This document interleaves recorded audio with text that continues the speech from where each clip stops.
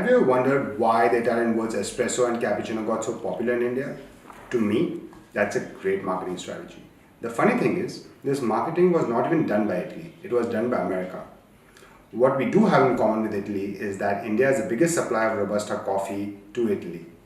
Coffee has had a global journey to become the second most traded commodity in the world, after crude oil, of course.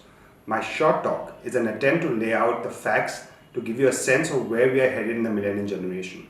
The craze around this bean might look strange to an outsider, so here's a quick history lesson to bring you up to speed. Coffee has evolved in waves. Before the first wave, coffee was not accessible to people like you and me.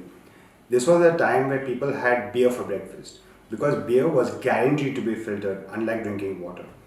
Coffee was still spreading around the world at a slow pace. Drinking it at home was reserved only for the rich and the elite. The first wave made coffee available to people at large. This was around the late 1800s.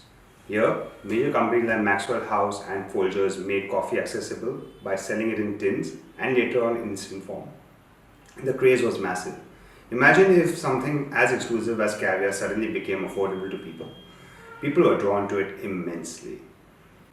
Now, the second wave saw the rise of American cafe culture, a mix of post-war European immigrants and American marketing. This hybrid happened due to a demand for a better cup of coffee. Since audiences were familiar with coffee, the second wave guys spiced it up by bringing the Italian espresso and the espresso-based drinks to the menu. This is where the infamous cappuccino we are so familiar with entered the game. Very community-driven, second wave is also responsible for the look and feel of the modern cafe.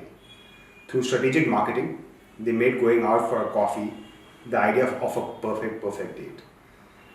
With focus on fresher roast and telling you where the coffee was from, the second wave had good intentions. However, in an attempt to pull more crowd in, they began to focus more on milky and sugary drinks.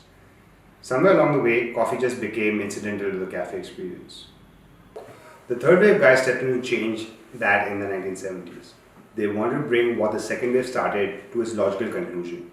To them, coffee was the superstar. A rise in tech and science made craft of roasting more consistent and measurable. It also raised important questions like, do we always have to roast dark? Does coffee always have to taste one way? Can coffee be fruity and floral instead of nutty and chocolatey? Put simply, the third wave looks at coffee like how sommeliers look at wine. They check the soil, land and altitude before procuring their raw coffee beans. Roasting coffee can either accentuate or delete flavors in a particular bean. Light roasts have natural, fruity flavor, whereas dark roasts delete natural taste and replace it with nutty and chocolatey flavors. The amount of effort to do this is so massive that they want you to drink the coffee as fresh as possible. What large coffee corporations won't tell you is that coffee more than 30 days old is stale. It won't make you sick, so it can still be sold, but it won't taste like anything nice. As part of our quality checks, we look for amazing flavors in the bean instead of adding them externally. That's why most third wave fans drink their coffee black. With every wave, the gap between the coffee farmer and the coffee roaster has gotten smaller. In the first wave, the big coffee companies used middlemen to speak to coffee farm cooperatives. In the second wave, the coffee companies cut out the middlemen and spoke to the cooperatives, which is called fair trade. Today, we talk to our farmers directly, which is also known as direct trade. The third wave came to India in 2013 when a close friend of mine, Matt Chittaranjan, started roasting coffee artisanally in India. To give you a taste of what Indian farms are like, here's what happened when I went down to the south to visit our plantations when I was founding Dope Coffee Roasters. Before I set up Dope Coffee Roasters, I did a 2-year period of intense R&D. I still remember my first farm visit. At that time, farmers were selling beans in bulk with no mention or focus on the estate name or locale.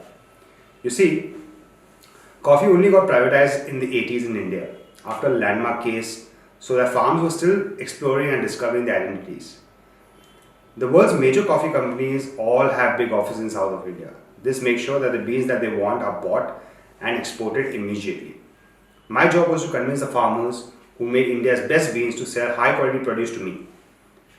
An aim all third wave coffee companies have in India share is also that they provide access to the nation's best brews to its own people.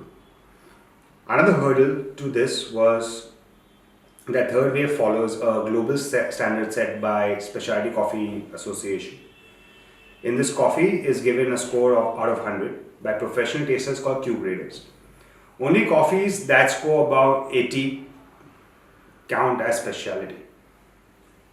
A personal criteria for us partnering with our farms that were free of animal cruelty, promoted modern practices, and followed sustainable methods. We wanted to enjoy what the land gave us respectfully and not rob it off for what it's worth and run. In my search, I encountered many good farms, but I had to turn them down because they did not align with SCA requirements. Elephant ranches, no support to local population, no schools or premises, heavy pesticide use, no sanitization on your estates. All these were a no-go. Our belief as Third Wave Coffee Roasters is to create a better demand to ensure better supply. We are not aiming for quantity, but we are pushing for quality. India is the 10th fastest growing coffee market in the world. In 2020, it hit a revenue of $493 million only in roasted coffee, with an annual growth expected of 8.6 CAGR. In a poll, 66% of millennials views coffee as their favorite beverage. Clearly, Gen Y likes a good cuppa, but they're not only looking to settle for any kind of coffee. Because unlike others before, millennials' interests are not limited to only what they see around them. Phones and social media act as a window to the world at large. As a result, the range of things this generation is passionate about are more varied than ever before. This is why we do what we do for the audience of tomorrow.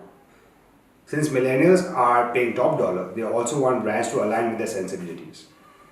This is a strong move towards conscious consumption, and thankfully that's something we are fully on board with. Millennial drinkers are also more open and to experimentation. They are open to expanding the definition of what a coffee can mean. This can be seen with how fast they embrace the new drinks like cold brew, pour over, ice pour over, Chemex, and even coffee cocktails for that matter. Brewing tech and gear has become so much more affordable and diverse than it's ever been that cafe level experience at home is super easy. Coffee today is where wine was before it exploded in India 10 years ago. No one expected a small town like Nashik in Maharashtra to be a hotspot for wine, but it grew to be one. Personally, I think the future of coffee will be along the similar lines. When I say coffee farms in India, I'm pretty sure you immediately think of the South. But thanks to a growing demand for artisanal beans, other farming states are also beginning to see the value in growing quality coffee. It might come to you as a surprise, but Odisha is one of them. Today, there are tribals in a place called Koraput who are growing SCA quality beans and processing the coffee in SCA prescribed standards. We came to know about this through a group called Tribal Project.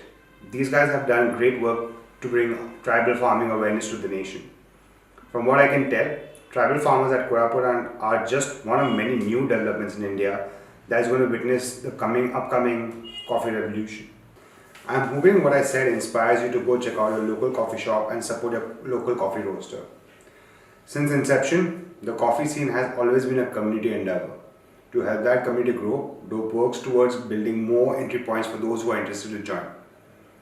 The specialty coffee market in India is just about forming, and we're excited to be there and give it shape. This is Rizwan Amlani from DOPE Coffee Roasters signing off. Thank you for watching. Stay safe, stay dope.